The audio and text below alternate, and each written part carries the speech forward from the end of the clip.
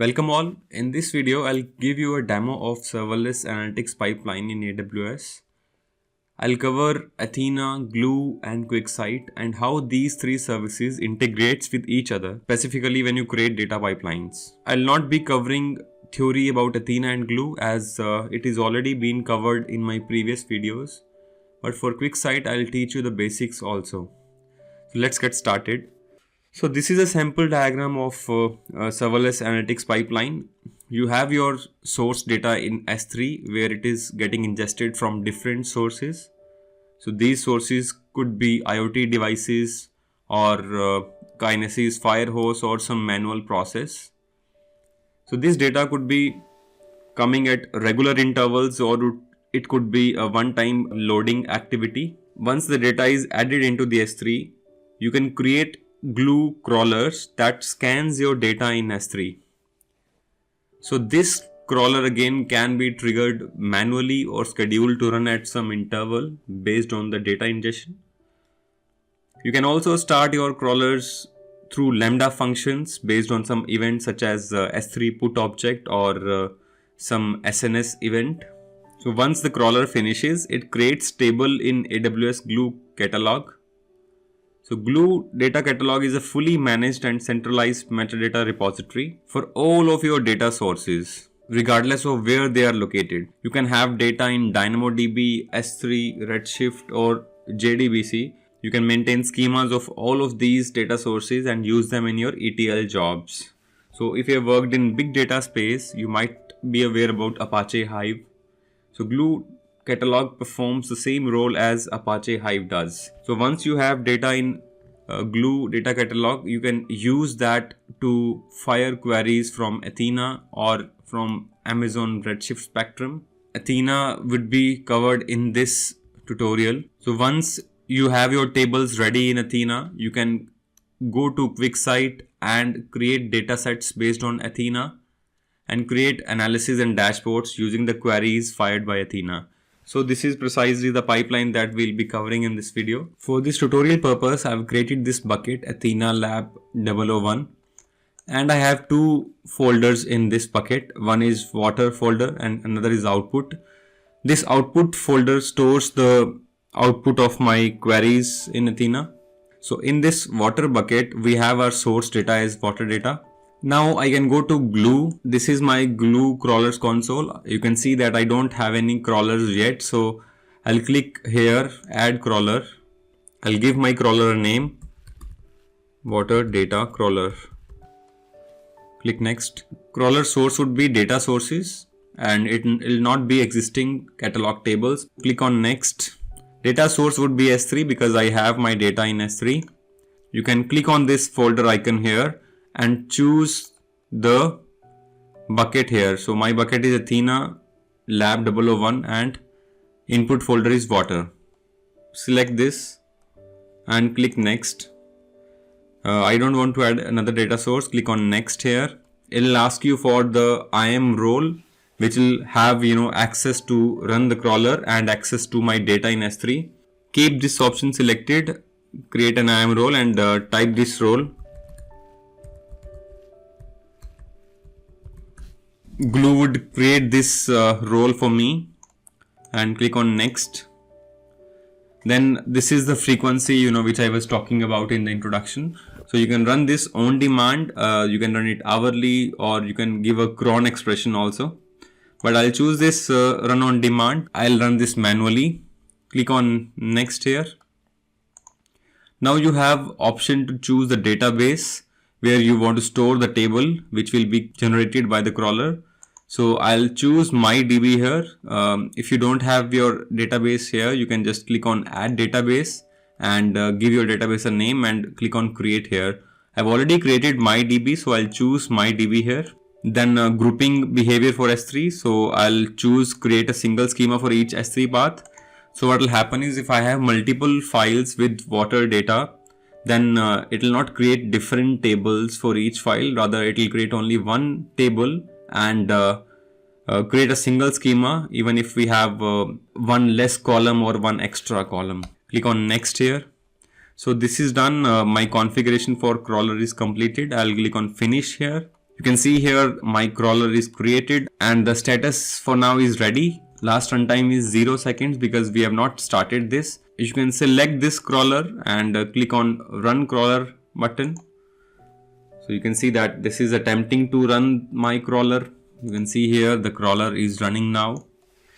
My crawler is having status stopping and the last runtime is 1 minute and the tables added is 1. So while it is being stopped, we can go to the left menu in the data catalog. If we go to the tables, you can see here, name of my table is water. You'll have your table name same as your folder name which you select for a crawler. Okay. For our case in the S3, we had folder name as water which we selected.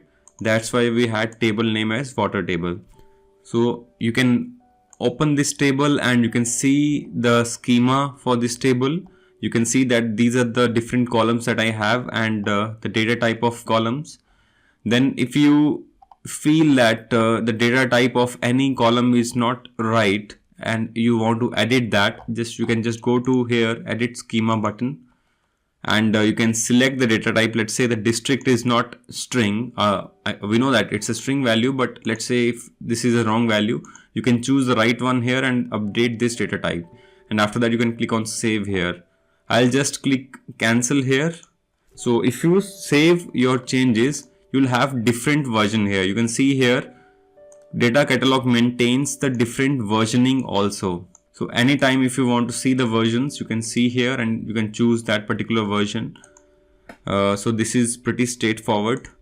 I'll go back to my crawler and I want to show you the logs generated by our crawler. If you click here in this link, you'll be redirected to CloudWatch. In the CloudWatch, if I click on view as text, you can see that the different logs here. So it started running the crawler, then classification is complete, writing results to this database, and after it detected the changes, it created the table water in database MyDB, and then it finished.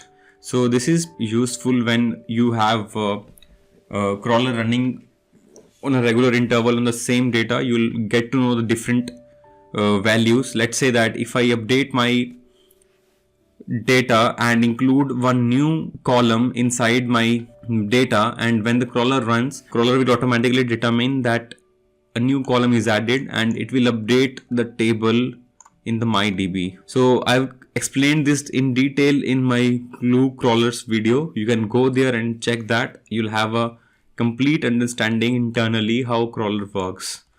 Now since my table is created in my Glue data catalog, I can just go to Athena now and I'll just fire the queries on this table. You can see here that MyDB doesn't have any table. I just need to refresh this. We'll select MyDB here.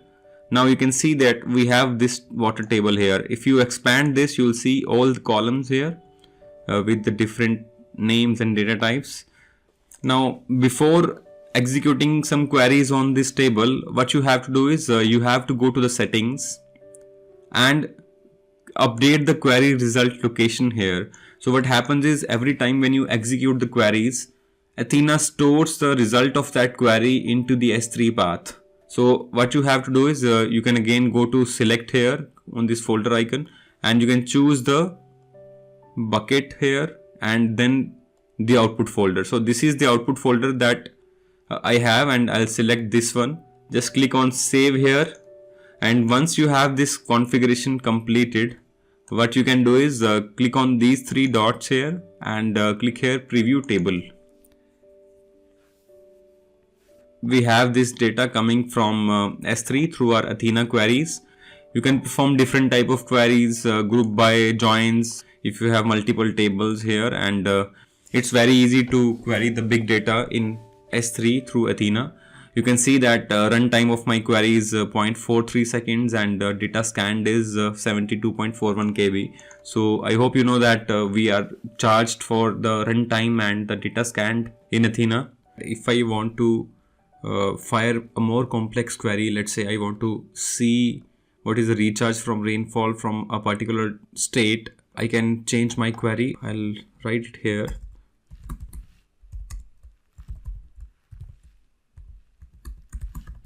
Let's say I want to see recharge from other sources.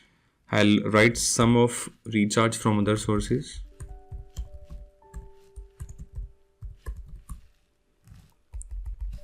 I want to see it for state name Punjab.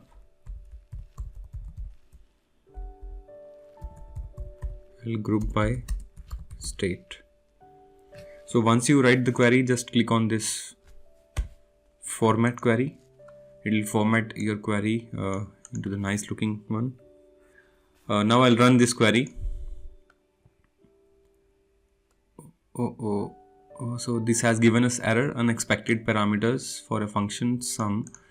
Okay, I need to check the data type for this particular column. Okay, it might be wrong here.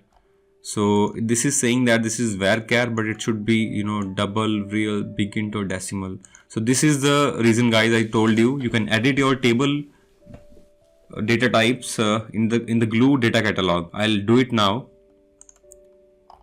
This is my water table. I'll go inside this and I'll verify the data type of recharge from other sources. I'll go here. Recharge from other sources is string data type. So this is why we are getting error there. So I'll click on edit schema here and click here on the string. I'll choose big int here. I'll update this and click on save here. We have changed the data type. Now if you see here in the version, so we are using the current version, but we have these many versions. I'll go to Athena again and run this query. Now we have the results with us. So Punjab has this much of recharge from other sources. So guys, if I go to my output folder here, this unsaved is coming because the query window here is not named by us. Okay, so if I save this as state wise recharge, if I save this and if I run the query now, you'll see that we'll have a folder name as state wise recharge. I'll go to S3 now. In my output, I'll just refresh this. Yeah, you can see here we have state wise recharge now. We were getting unsaved folder name because we are not saving the query windows. So I'll go to state wise recharge. In that we have partitioned data. For today's date we'll see. You can see that every query when we execute, this generates two files. One is a CSV file having the actual results. Other one is having the metadata about that query. So if I go inside this CSV, click on this object actions and query with S3 select. If I run this SQL, you can see that we have the same data that we saw in the Athena. So every Athena query, which you run will save its results into the S3. That's why we went to the settings link here and updated the output directory. If you don't do it, it will give you error. So we are done with the Athena part also. We covered the S3 structure, then glue crawlers, data catalog and querying in Athena. In Athena, if you want to see the actual database creation script, what you can do is click on generate create table DDL. It will show you the precise create table query. So apart from the crawler, you can create your table like this also. Let's say if I want to create a new table here, so I can use this query. I can click here water new. If I run this query, so I'll have a new table created in my database. I'll just click refresh here. Okay, so I think I didn't change the database, so this water new is created in the default database. Just make sure that you select the correct database and you can use this create external table query here. I hope this is clear. Now we can move to the QuickSight part. So far I have covered AWS Glue and Athena in detail. Next I'll cover QuickSight. First I'll cover QuickSight features and why it is gaining popularity nowadays. Next, I'll talk about Spice, which you must know. And in this, I'll cover also the difference between Spice and direct queries. Third one would be setting up your QuickSight account for the very first time. And at the last, I'll cover the complete demo, the complete pipeline, wherein I'll integrate QuickSight with Athena and we'll generate some dashboards. So let's get started. QuickSight is a serverless and ML powered BI tool from AWS. It is gaining a lot of popularity nowadays due to its unique features which are listed here. First one is pay per session pricing. With QuickSight, you don't have to pay for the fixed license monthly like we do with other BI tools. With QuickSight, you're only charged for your usage. Another important feature of QuickSight is scalability. It can scale to tens of thousands of users within a click. Another feature is ML insights. So QuickSight comes with machine learning insights inbuilt, which is a game changer in BI tools. It automatically gives you the hidden insights from your data. I'll show you that in the demo. Next one is embeddable features. So QuickSight is easily embeddable with your applications. Whether you are developing a desktop application or the web application, you can easily embed your dashboards and give your customer insights on the data. It supports multiple platforms, be it Android or iOS. You can check your dashboards on the go with your Android phones or iPhones or iPads. Then it is very easy to integrate with AWS and other third-party vendors. So apart from AWS services, you can directly import your data through CSVs, Excels and JSON files. QuickSight also connects to a variety of SaaS data providers such as Jira, ServiceNow, Salesforce, to name a few. Let's check a simple example of a data lake in AWS and where does QuickSight fits in. So we'll have data in S3 with us, and data is crawled by AWS Glue crawlers, and our data catalog is created. Then that catalog can be used by Athena or EMR or Redshift Spectrum.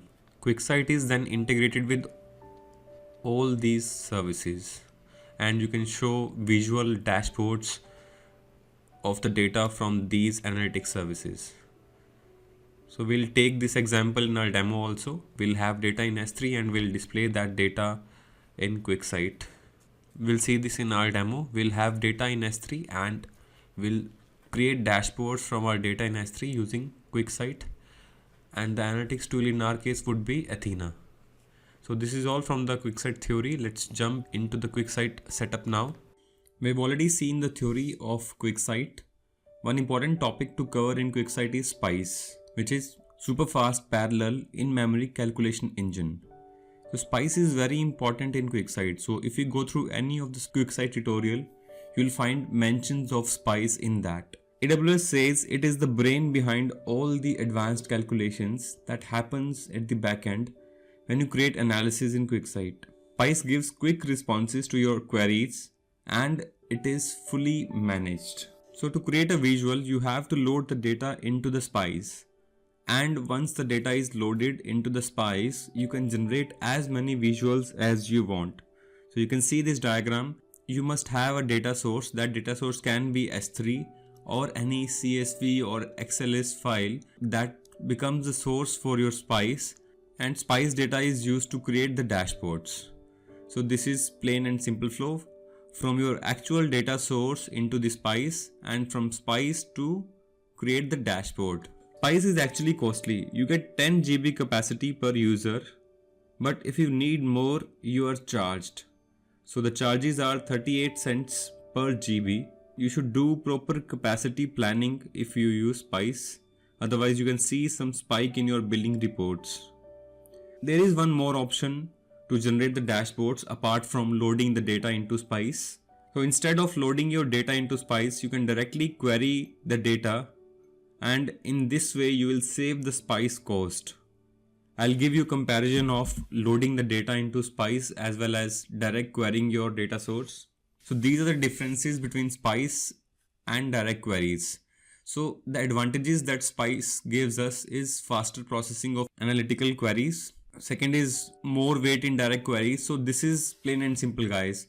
So if you fire direct queries, obviously query will be performed into your database and the results would be moved into the QuickSight to show you the dashboards, right? But in case of Spice, data is already present in the QuickSight.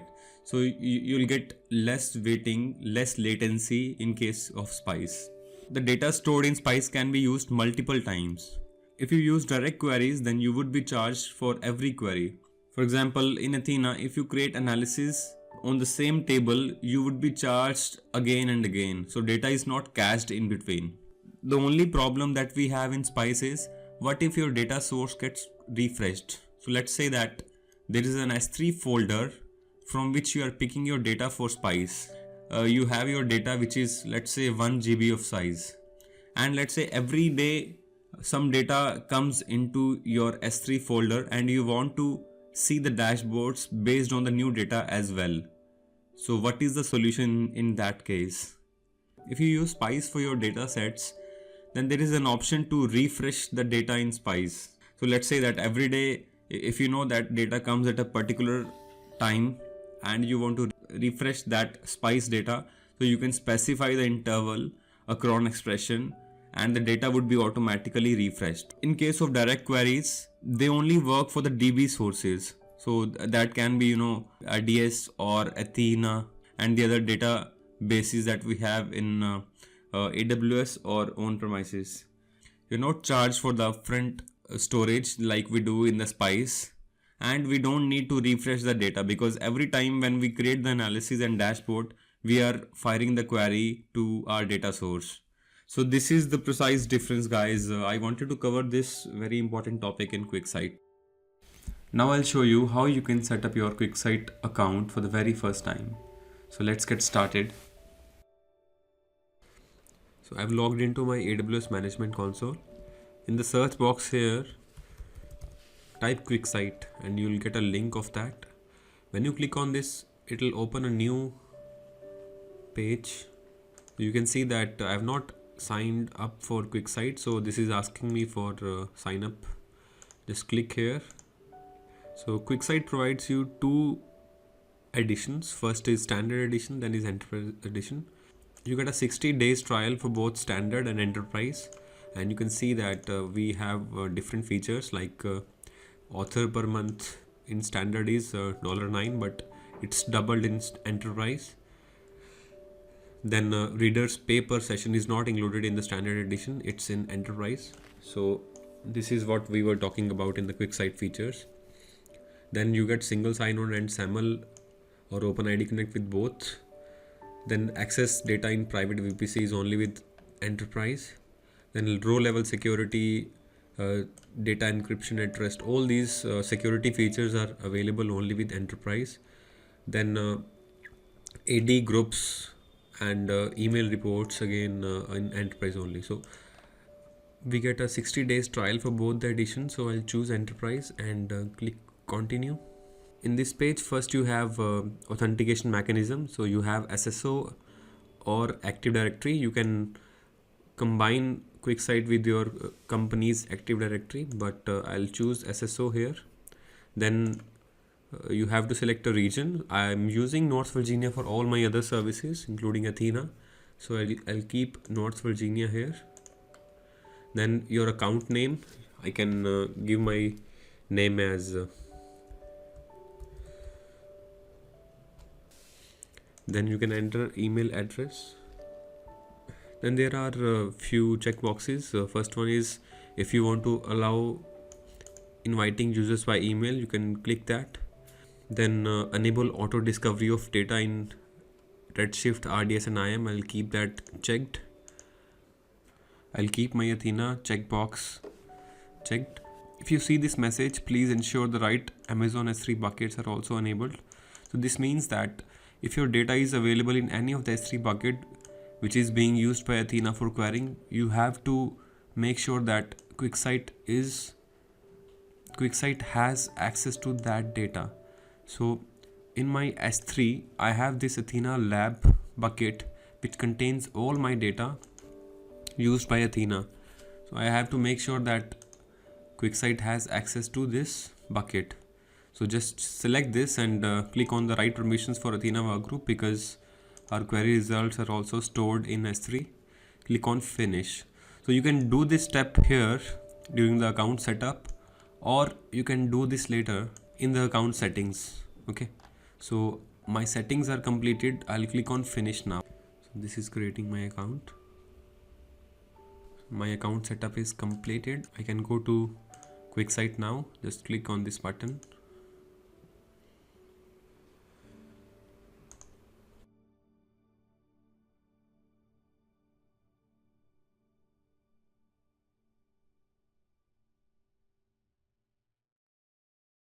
So you can see that this gives us some sample data in the data sets, which you can use. You can create some analysis and then create the dashboards. So we don't have any dashboard as of now. We'll be creating one. Since we have already seen the QuickSight setup, it's time to create dashboards in QuickSight using Athena. So you can see my Athena console here. I have one table, water table, and if I run the basic query, select star from mydb dot the table name, you can see that I have this data. Now open QuickSight. So this is my QuickSight homepage. You can see here analysis, dashboards and datasets. So what I need to do is I need to create one dataset. I'll click on this new dataset. We can create data sets from many of the data sources, be it AWS services or the other softwares such as ServiceNow, Adobe Analytics, Jira, Twitter. So I'll click Athena because our use case is Athena. Give your data source a name, let's say my DS, and the Athena workgroup would be primary. If you want to validate the connection, you can click here, but since Athena is inbuilt service, so you don't have to worry about the connection validation. So this is successful. Now I'll click on create data source.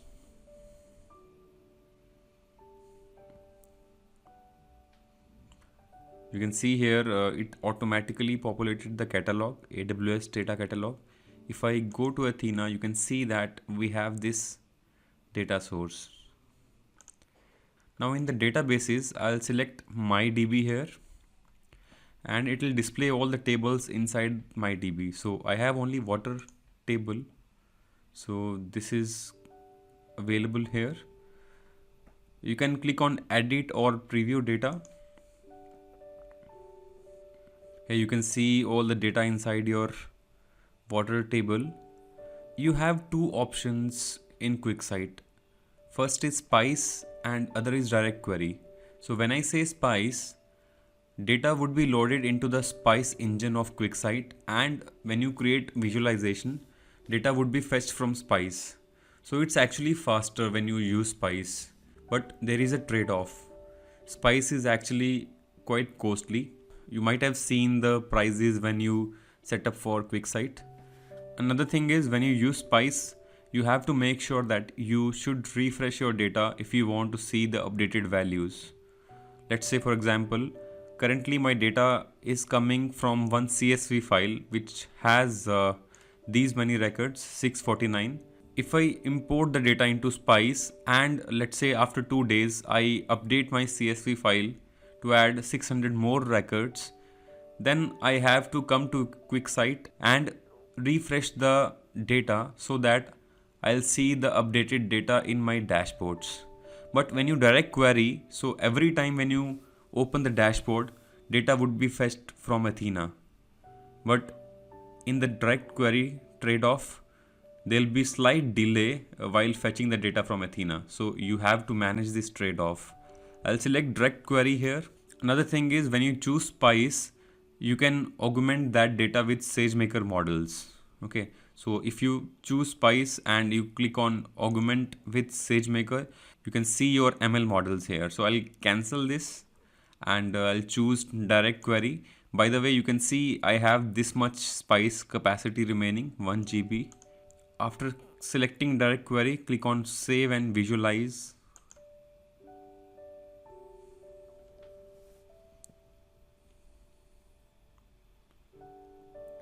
Now this is the visualization part. Here you have the field list, all the fields are available, and this one is the autograph. So when you choose any of the field, this autograph automatically choose the appropriate visual type. You can see all the visual types here. So you can see this is a KPI and this is a clustered bar combo chart. You can choose any specific visual type, but if you're not clear on what to use, just select the number of columns that you want to display in your visualization, and autograph will automatically choose the appropriate chart. So let's say I want to show the total annual draft. So this is the total rainfall that we have in different Indian cities. So you can see this is the number. So it automatically added all the numbers and displayed it in graph. We know that this is the water data, okay? But let's say this was some currency data, then you can click on three dots here and show the number as currency, then automatically dollars would be added. So I'll remove this and select number. Now let's say I want to see this total annual draft as per the different districts. So I'll choose district here and it automatically updates a visual type. Yeah, you can see here, these are the districts here on the y-axis, and here you can see the total annual draft. So this is quite handy, guys. Even if you're not business intelligence guy and you don't know the visual types, you just select the different fields and it automatically creates the visual type for you. Now I've already told you in the QuickSight introduction that QuickSight gives you ML insights. Okay, so on the left side, if you go to the insights, you can see that these are the suggested insights from the QuickSight. So QuickSight has gone through all the data that we have and it gave us these different insights. So you can see that total aggregation is this, and there are 645 unique values in the district, and then there are top 3 districts and bottom 3 districts. So this is quite useful service which can be easily integrated with your data pipelines. So since this is done, now if you want to share your visualization, just click on this button, share, and you can click on publish dashboard. You can name this as and click on publish. Here it is giving you option to share this dashboard with other users. So let's say that I have another user in this account with email ID as j. Yeah, you can see this. So I can select any user in my account and I can give that user appropriate role here, either it is reader or admin, and you can share this. So this is quite handy, guys. Very easy to create the dashboards and share it. Even if you want to print this, just click on this icon of print. You can see the preview here. So this would be the preview. I'll exit this preview. So this is it, guys, from Athena, Glue and QuickSight tutorial. I hope you liked this video, and do subscribe my channel. Do keep in mind that best way to learn AWS is by practicing. So just try to create a pipeline at your end in your account. If you face any issue, do let me know in the comment section. I'll be happy to help you.